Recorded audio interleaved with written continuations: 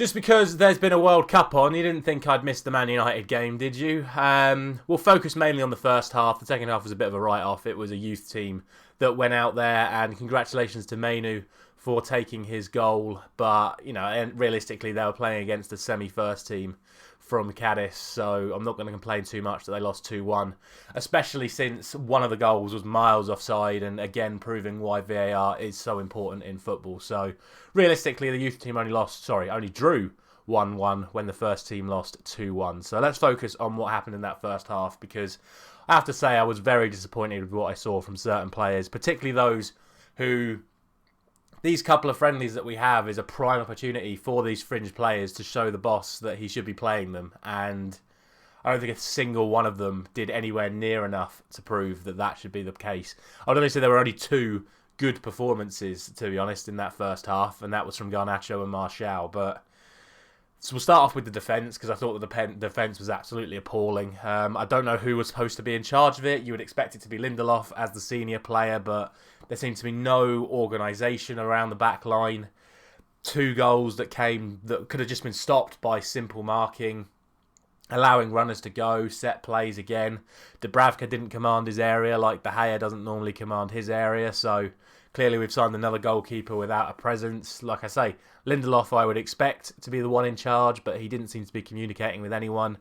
Brandon Williams, as much as I admire his commitment, it'd be no different if I was playing there. I'd give everything for Manchester United, but if Brandon Williams we could take like 50% of that ambition and drive and turn it into actual football ability, Brandon Williams might be half decent, but sadly he's just not good enough for Manchester United in my opinion. I'm sure he'll find himself a good club in a lower Premier League team or maybe a Championship team, but he's just not going to cut it at Manchester United in my opinion. And then Wan-Bissaka was, in my opinion, playing like someone who already knows he's leaving in January. He just didn't look interested. He wasn't even putting himself into tackles the way he normally does.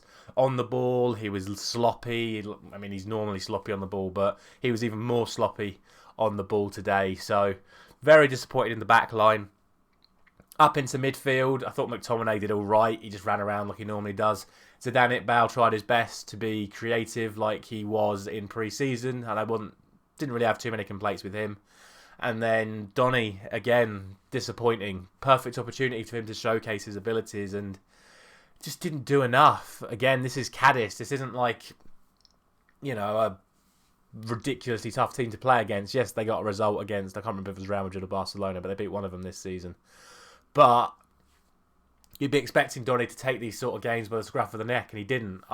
When he first signed him, I enjoyed the fact that he would pick up these little pockets of space. He reminded me of Thomas Muller, how he'd drift into these areas where defenders couldn't pick him up. And now he just sort of drifts into positions where defenders don't need to pick him up because it's just not useful for the attacking team. He's just hiding behind other players. You can't get him involved anywhere near as much as you'd like to. And yeah, just very, very disappointed with Donny. Elanga, again, kind of like Brandon Williams. I just don't think he's good enough. I've spoken about it enough times already this season. I like Elanga. Again, I like his commitment, but when push comes to shove, I just don't think he's good enough to play for Manchester United. He would have to play week in, week out to get that consistency. And with the likes of Rashford and Antony and Garnacho and Jadon Sancho, who didn't play yesterday for, I think, injury reasons, but again, he's not going to get in behind any of those players. So for me, Elanga needed to show much more if he's going to have any chance of having a future at Manchester United. And then, yeah, I thought the front two, or the Martial and Garnacho on the wide areas, looked good. For me, Garnacho just looks the real deal. The way he commits players, gets past them, creates attacking opportunities. He just looks like everything you'd want from a Manchester United player, and we need to do everything in our power to keep a hold of him because he is absolutely something special.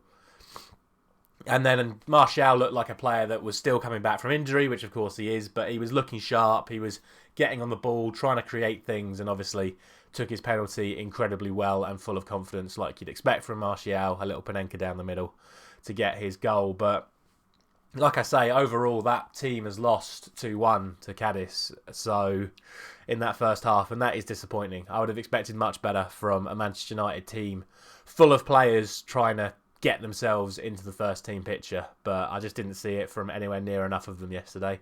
And that is why they ended up inevitably losing the first half 2-1. And like I say, I'm not going to complain too much about the youth team losing the second half 2-1 because they put up a fight. And VAR would have disallowed one of the goals. So 4-2 the final result.